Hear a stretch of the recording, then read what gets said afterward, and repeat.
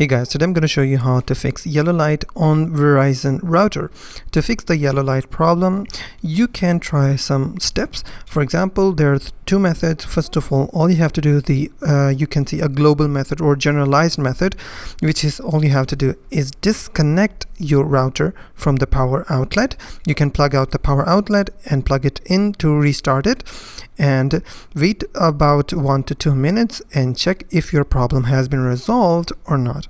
If your problem has not been resolved, then what you can do is you can just check all of the wires that are connected to the router. You can check the LAN cable, you can check the WAN cable, you can check all the cables if they are connected properly. Sometimes the problem occurs due to the dust or if someone has displaced the router.